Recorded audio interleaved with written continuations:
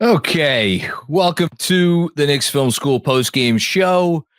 After, I'm sorry, I have to laugh.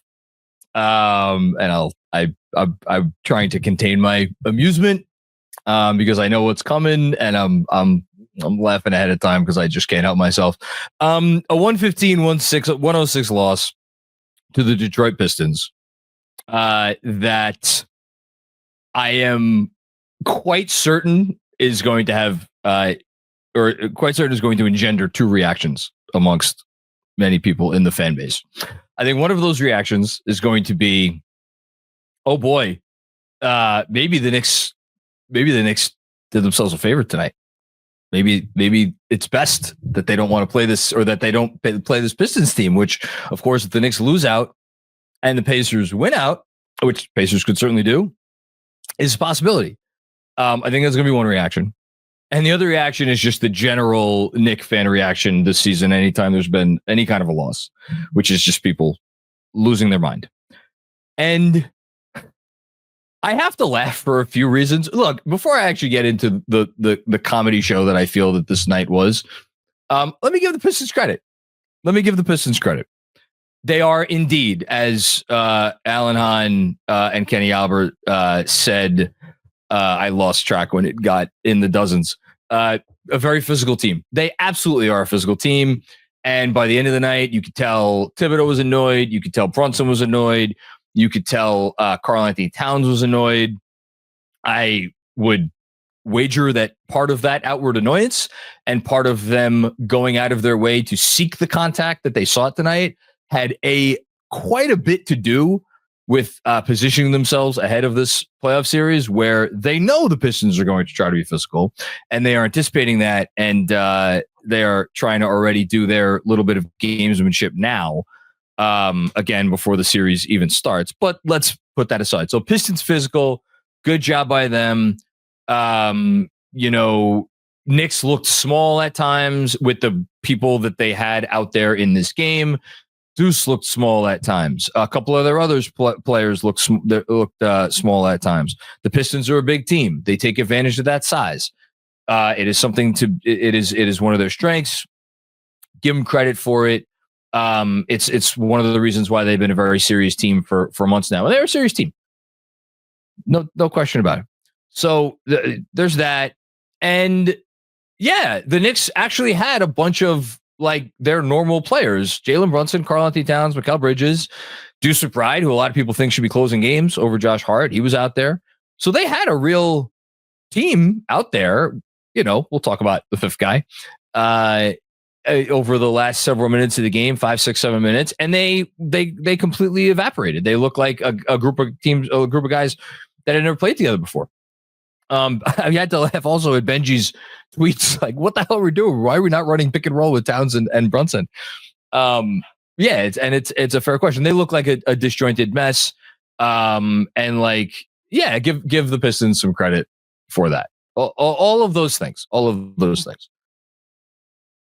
The notion that the Knicks took this game even remotely seriously, I'm sorry, is laughable to me. I was cackling to myself when, after 46 minutes of game time, in which the two teams are going back and forth, and they're talking about, it's playoff intensity and it's a playoff atmosphere, and these two teams don't like each other, and yada, yada, yada. With, I think there was 2 minutes and 5 seconds left in the game, Alan Hahn's like, by the way, Anunoby, Josh Hart, and Mitchell Robinson not playing in this game. I'm like, what are we doing here? The Knicks sat out a guy who's been nominated for Eastern Conference Player of the Week I think each of the last 2 weeks. He's been playing at an All-NBA level. He just said, "You stay home. We're good tonight." Not to mention a guy who leads the league in minutes. I know much of the chagrin of some people, but still. They just told him to sit down, and their backup center, who is kind of important especially when you take out your starting power forward, which results in, I don't know how many combined minutes, Precious Achiuwa and PJ Tucker played tonight. 67 combined minutes between Precious Achiuwa and PJ Tucker, which is going to be 67 more minutes than they play in the playoffs, provided everybody else is healthy, combined. So I was like, it's almost as if that was thrown in like an afterthought. So that made me chuckle. They came out in this game with the defensive intensity of, I don't know about the second preseason game, maybe the third preseason game, not the fourth, maybe the third preseason game. That's the defensive intensity the Knicks came out of this game with. And despite the fact that they came out with that level of defensive intensity, they still went up after one quarter and then eventually led, I think, what did they lead by 11 points in this game? And then, yeah, again, Detroit came back, the whole thing. There was a moment in this game where the Knicks had a lineup of Cam Payne, DeLon Wright, Landry Shamet, Precious Achiuwa, and PJ Tucker. PJ Tucker, who has played, I think, 2 minutes in the league this season, was closing this game, taking the place of Precious Achiuwa. Look, again, give credit to Detroit. Like, they went out, they cared about the game, they got physical down the stretch, they stood their ground at home. They're a tough team. I am not going to sit here and try to make it out like they're not a tough team. They are a tough team. It's going to be a pain in the ass to play that team, and I fully believe the Knicks are going to play that team starting next weekend. They're going to be a pain in the ass. But there is not a blessed thing that I saw tonight that makes me, A, worry about playing the Detroit Pistons, and B, thinking that the Knicks should be worried about playing the Detroit Pistons, and that's going to be anything more than a 5-game series, if that. Like Jalen Brunson tonight finished, he was 5 of 15 from the floor. Played 29 minutes, by the way. That's another thing I'd like to point out. 29 minutes for Jalen Brunson, 29 minutes for Karl-Anthony Towns. I know Karl-Anthony Towns was in foul trouble, so that explains a little bit of that. Either way, Mikal Bridges, 33 minutes. Deuce McBride, 5 of 18 from the field. Brunson was 5 of 15. Precious Achiuwa looked like he was going for his career high in field goal attempts. His career high was 16. He had 13, but I don't think he shot a field goal in the fourth quarter. I really thought he was going for it.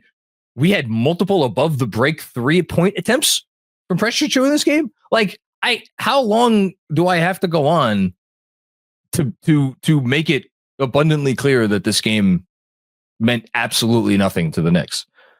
And like, you could tell me, yeah, but like, they were out there. Brunson was out there. Karl-Anthony Towns was out there at the end of the game, the whole thing. Yeah, they were. But like, these guys know this game didn't matter to them. Like, it's very obvious. At this point, the biggest question to me is whether they care at all about what their playoff seed is.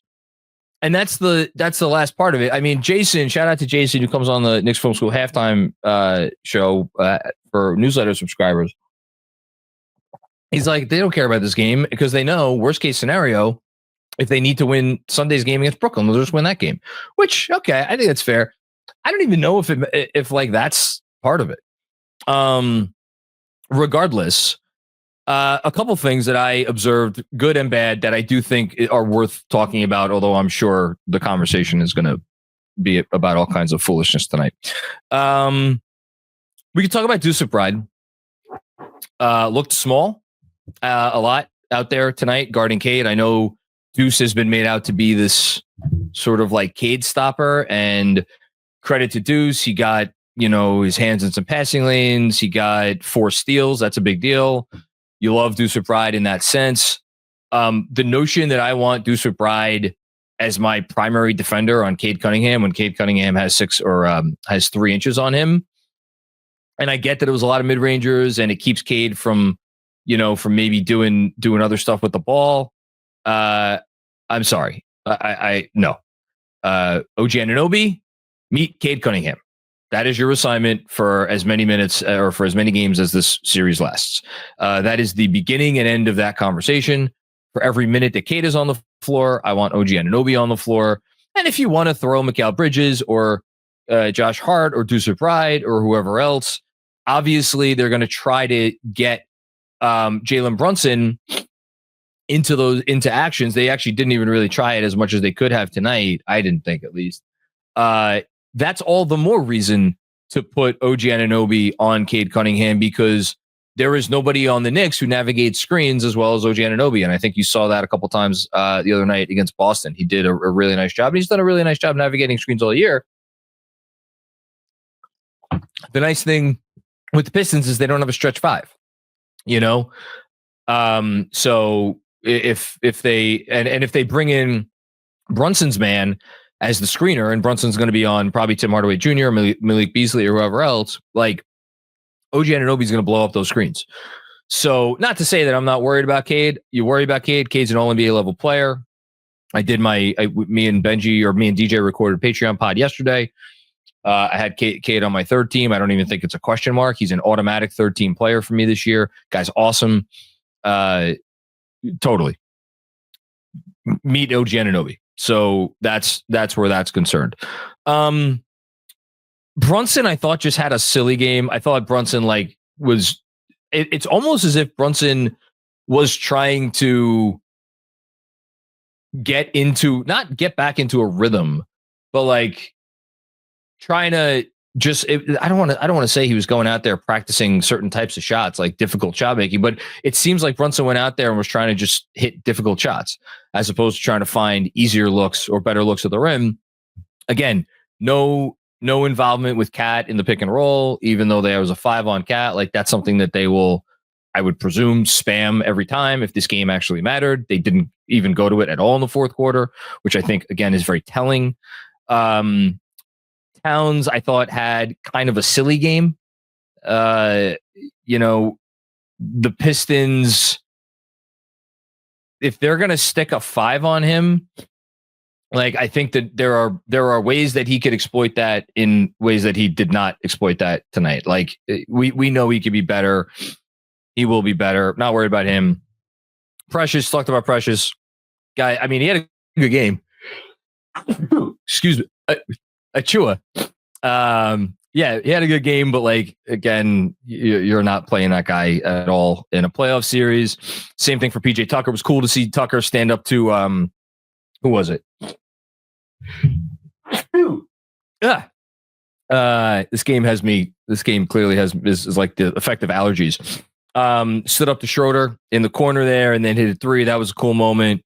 Delon Wright, I thought he had some nice minutes. Campaign, some nice minutes at times. Landry Shamet, nice to see Landry Shamet get activated. A couple of back-to-back threes. So that was all good stuff. Good to see that stuff from those guys.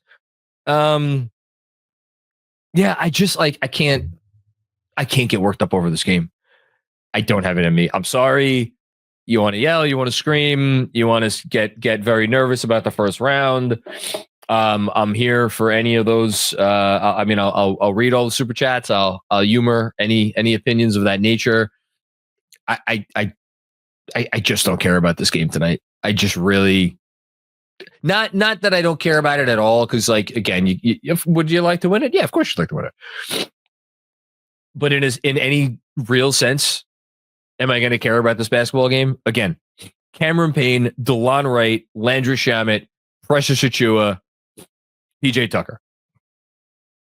That lineup was on the floor tonight in the fourth quarter. Or maybe it was late in the third quarter. Sorry, it was a bit late in the third quarter. Doesn't matter. It was on the floor. That's all I got to say. I really don't know what else to say about the game. Again, happy to talk about whatever everybody wants to talk about. But that's really all that you have from me.